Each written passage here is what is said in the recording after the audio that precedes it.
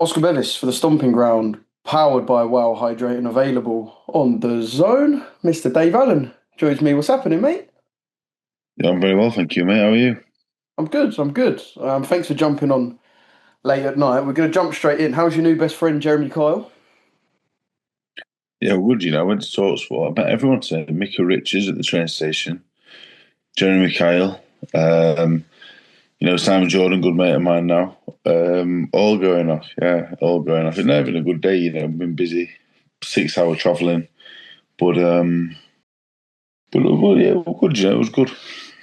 Yeah, I mean, I spoke to you on fight week and I said to you, you put on your story about whilst you've got the limelight for the week, pushing the fighters that you work with in Talk Sport with a boy Joe Hayden today, little live slot. Yeah, we took Jordan down, yeah. I could either get paid for the gig today or take Joe down, so I took Joe down. Do you know what I mean? I'm not saying I'm rich at the minute, but do you know what I mean? I got paid all right the other week, so I said to Talksport, listen, don't pay me, let me bring Joe.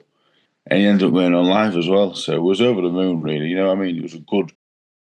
I remember when I first started boxing, when I first started like getting on Sky shows, going to Talksport, doing Sky Sports.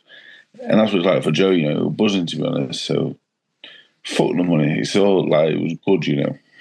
You say fuck the money, but all we've heard since the fight is en suites and detached houses. So you're doing all I'm right. not, yeah, I'm not a money guy, but I am a bathroom guy. I love a good bathroom, to be honest. I do.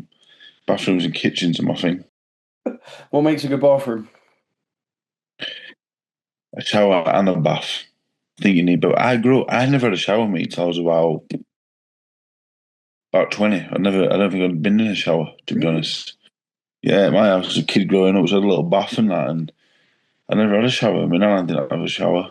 And to be honest, I never actually got a bath anywhere but home or my nan's. So, yeah, I never really had a shower, but showers are good, I can't sit still for long, me. I'm like, my eyes are everywhere, never mind my body. So, I'm not good in baths, but I like a bath, though. I like a bath. It's good to have a bath, just in case. Yeah. No, you know you got the choice. Look, talking boxing, I didn't think, and I'm sure you'd agree with this, if we take it back to April 2024, that four-rounder with Jake Darnell in Sheffield, 12 months later, you'd be promoted by Mr. Eddie Hearn again.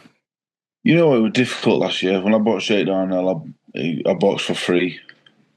I boxed in July against him in Chester. That cost me 2 grand. So after Clark, nearly a year had gone by, and I was 2 grand down. Never mind all the training and whatever else. It was hard, to be honest, and there were loads of times from after Clark till I got the call for Johnny Fisher. There were loads of times where I was close to jacking it, to be honest, and getting a job. My missus were on my case, getting a job, struggling and that, and yeah, I've got a lot to be grateful for. People always said like, "Oh wow, so nice, Johnny Fisher." And all this, I had Johnny Fisher a lot, really. Without him, life wouldn't be that bad. I'd be doing the job. I'd be doing the job, and I'd be happy with my family and that. But I'm glad to still be boxing. And I'm grateful that he gave me the opportunity, not once but twice.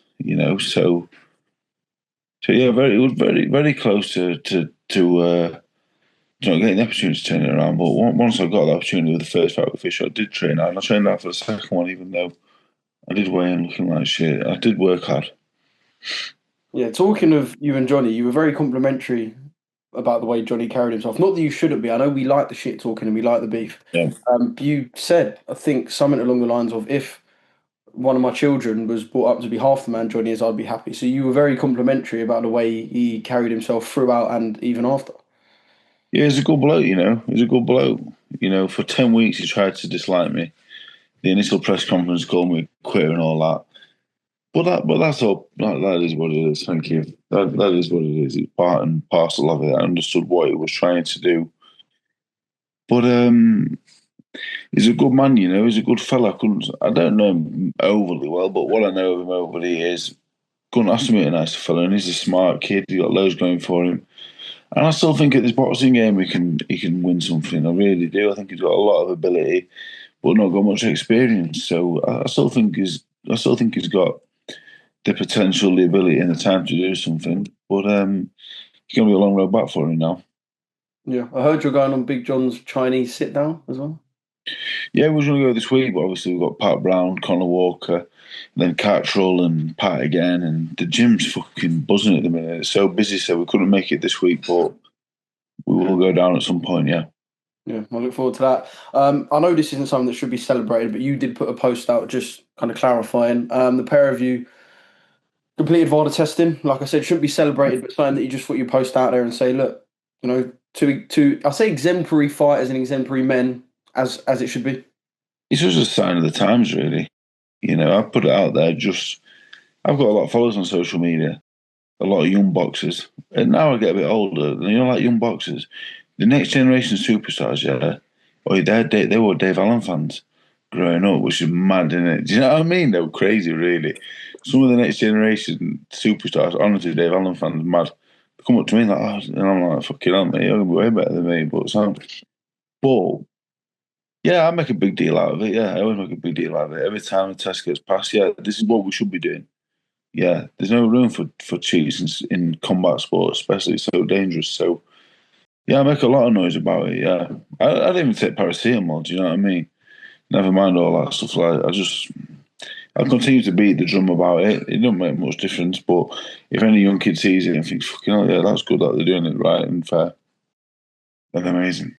Yeah, well, like I said, the next generation were Dave Allen fans. Is that what Pat Brown tries to avoid admitting in the gym? Oh, Pat Brown, Dave Allen fan. What big white rhino fan back in the day. Yeah, he sent me a picture, from I think 2018, 19. He was there. He had no beard back then, like just a little scrawny kid, and now obviously he's the Olympian, the next big thing, and I'm just his fat old mate. So it's mad how things work out, isn't it? Do you know what I said to you the other day? And I do actually want to give him a quick shout out because he'll love this. I said to you, do you remember a name Louis Damerel? And it was one of my mates who would go in the old White Rhino lives, but we're talking early White Rhino days.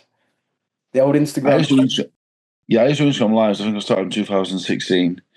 And I could have up to like 10, 15 viewers. Like if I had 30 to 50 viewers at any point, I was buzzing. Like, wow, can't believe how many people are watching this. And when you said his name, you know what? I've got a mate that works for Sky with the same name. And I thought like, it clicked. I remember him. Yeah, he was always on there. Louis Damerel, 98 possibly. Yeah, so yeah, I've been doing doing it a long time. Like the likes of Pat born in '99. Do you know what I mean? It just shows. I mean, a lot of people say I always talk like I'm an old man. Yeah, I'm a young man, really. Yeah, so hopefully a young man in terms of how long I'm going to live. But mad, isn't it? One with 98 and my generation, like you said, are Dave Allen fans.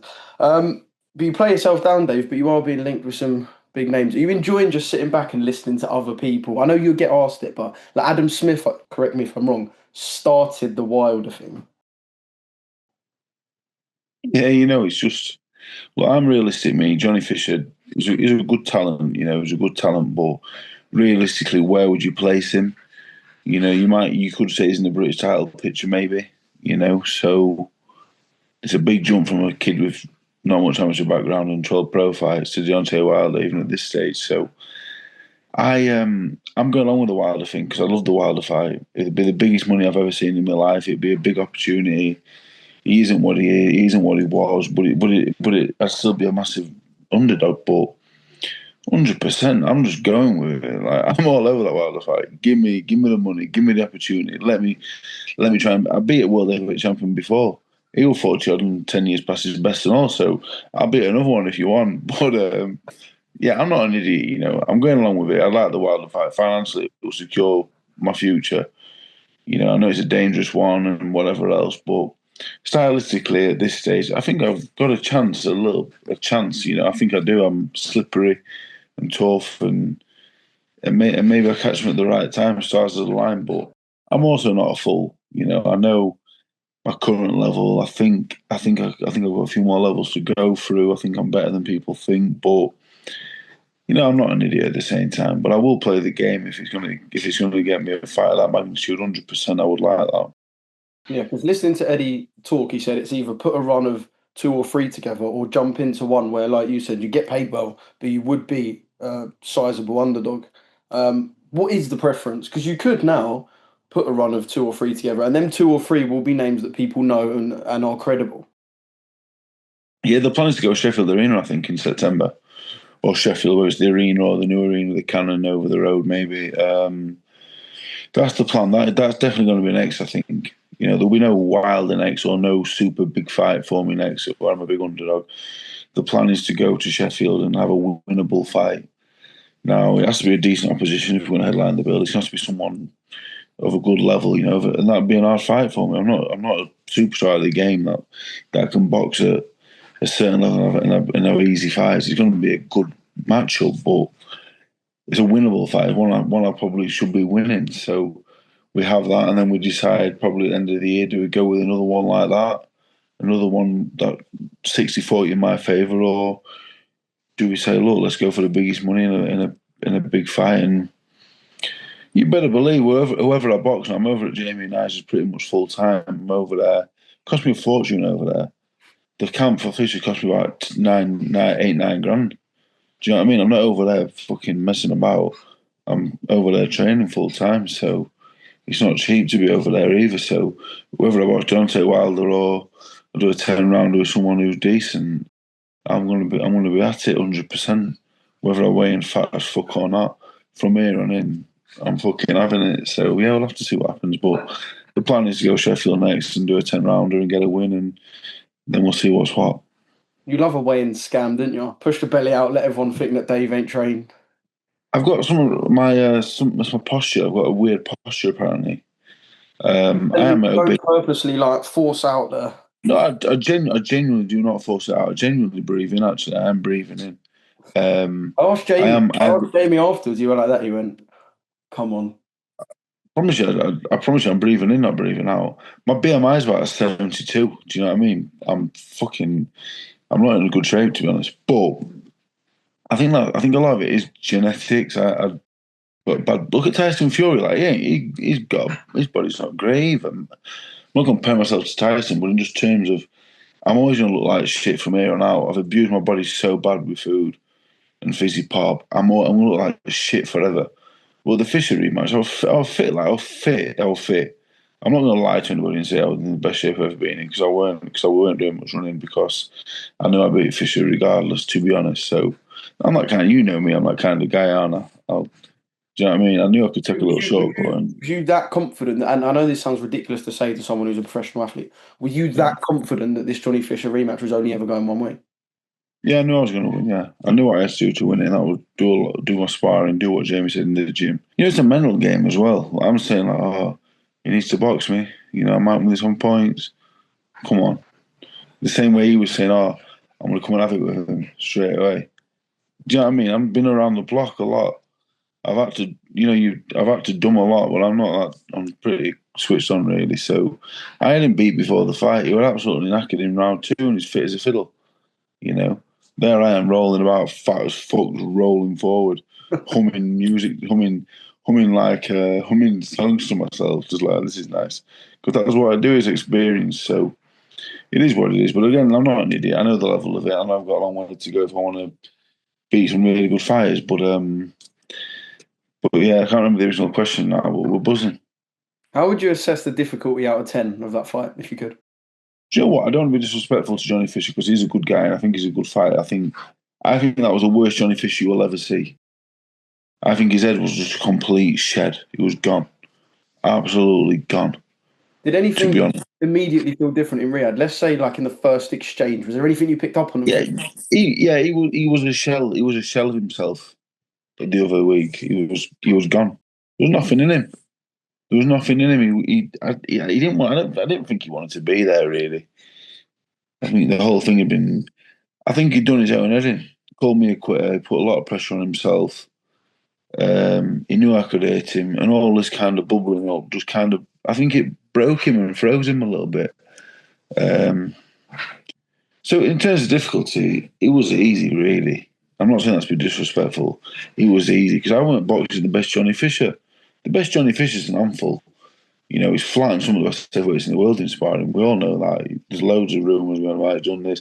I know he's fucking given me some hard spars when he was not even had a pro fight. But I got the worst Johnny Fisher. I don't mind saying that, because I'm proud of myself because I broke him before he boxed. I felt like I got to him before he boxed. boxed to the wrong game plan. He just kind of danced to my tune really for 6 months. And I'd done the job, half the job before I got in the ring. I just finished it off when I got in there. That's how I feel.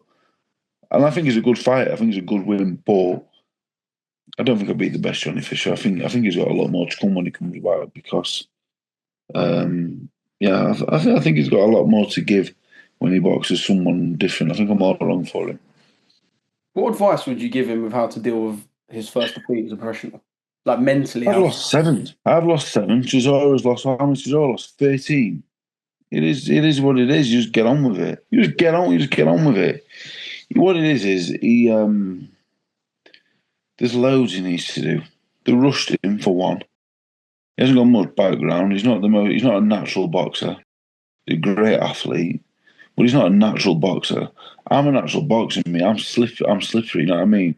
Like, if someone threw something at me and I weren't looking, and I had like a second to react, I'm like, boom! I'm getting out of the way of that shit. Do you know what I mean? I'm like, I'm one of them. I'm like a cat. Do you know, that's what I am. I'm like a cat. I'm a natural get the fuck out of the way or something. Do you know what I mean? And the natural scrapper as well. He's not. He's an athlete. That's like they're trying to make him to a boxer. But that takes time. That takes more time than it takes with a natural fighter. And someone throws something at me, I'm getting the fuck out of it because my dad's been fucking throwing backhands at me since I was about 2. I'm fucking on the ball. Do you know what I mean? I'm natural with it. So, I think he's going to take time. It just needs more time. The matchmaking, they're going to match him. They're going to match. Like, I don't think they matched him tough enough early. Really, they matched him too soft. There were a lot of great stoppages, but no one took in the rounds. Didn't go any rounds and that. No one. I watched a French fella in 9 fights. It took me 6 rounds. I won because I scored a knockdown. Then I watched Jason Gavin, who frustrated me. You know, he hasn't been in with anyone like that. He's not dumplings over. Not a few good fighters over as well, to be fair. Alan Babbage is not a bad fighter. And then he's in with me, you know, and I've not gone anywhere. I've stood up to him, I've hit him back, and it's like, whoa, what's this? This is new. So, just in terms of yourself, it's a bit of a weird situation because after the fight immediately, and I know the Wilder things happen now, we're talking about big fights and things being talked up, immediately people are talking about, like, well, you've won 1 belt in your career, yes, but the British title, I know is something you've mentioned before. David Adelaide's got that. Everyone around that British scene I haven't gone past it yet. You fought past it. You've had way more fights than anyone at that level. yeah. It's a bit of an enigma to be as experienced as you are, and yet people are going, oh yeah, like British title. It's unusual you get a fighter with what have you had, 33 fights now? Yeah, I boxed well beyond British title level, but I've been fucking smashed to pieces every time. So, do you know what I mean? I've never even won the British title. It's not like I've won the British title and gone beyond that success. I mean, I beat Lucas Brown, who was a former, held a version of the title, but do you know what I mean? He was past his best and whatever else. So, you know, I look at Adelaide, TKV, Fraser Clark is a domestic level. He's already beaten me. So, I do think in my best shape on the back of a few fights with the experience I've got. I think I'm right at the top of that domestic tree, yeah. Obviously, Fraser Clark's already beaten me. Adelaide's a good fighter. So is TKV, very good TKV. Technically, really good, I think. It's a really good mix. But if you said to me, like, you can box Adelaide, TKV, Fraser Clark rematch, or you can push for Deontay Wilder, I'm going to push for Deontay Wilder all day, as would all of them guys as well. So, you're fucking right, I'm pushing for Deontay Wilder. Because if Deontay Wilder knocks me out, I can go back to British title level. But if you lose at British title level, you're not boxing Deontay Wilder. You know, and that's me being transparent on how the fucking business works. You know, I'm reaching for them stars. If that star knocks me the fuck out, I'll come back on them clouds and try and box the British title. That's me being as transparent as I can. I'm not gonna lie to anybody. If I can box Deontay Wilder for a hell of a lot of money, fucking right, I'm gonna overboxing them guys. As much as I love the British title, the Deontay Wilder fight or something of that magnitude, you just cannot turn it down.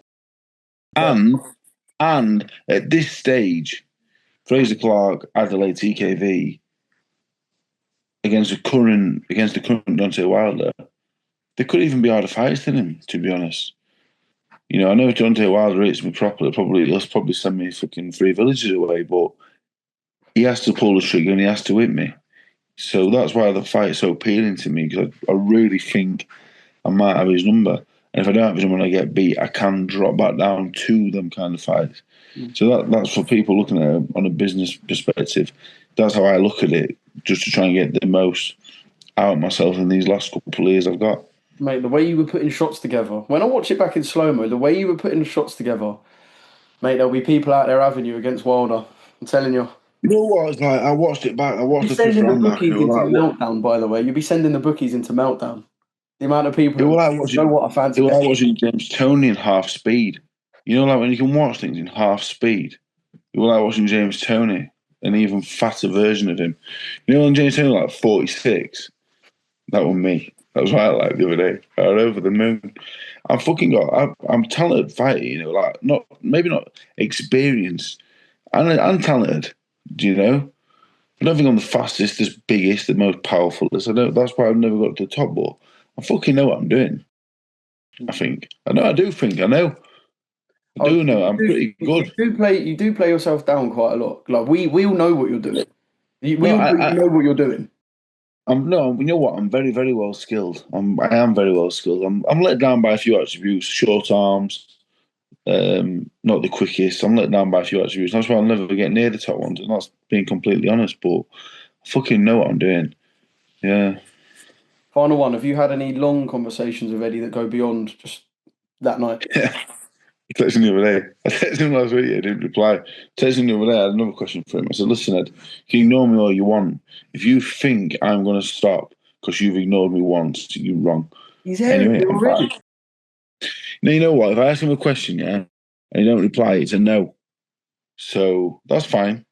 I'll just regroup and go again a few days later. So, yeah, just I do his head all the time, sending him opponents.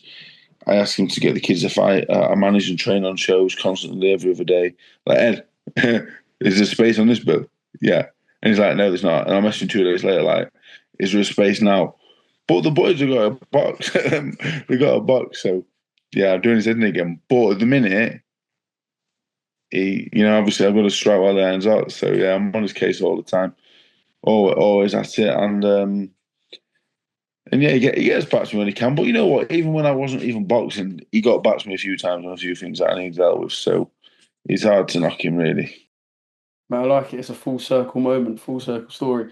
Dave, I really appreciate the time. Thank you, mate. I guess we were doing this late at night because parenting duties are done and it's time to just chill. And Yeah, like people, like those people have been saying that, like, oh, you're doing interviews all the time. But I don't ask to do interviews. But at the same time, for yourself and a few others, I will always do them. You know that. And then obviously I've been out all day, got the kids to bed, and now I want to go to sleep.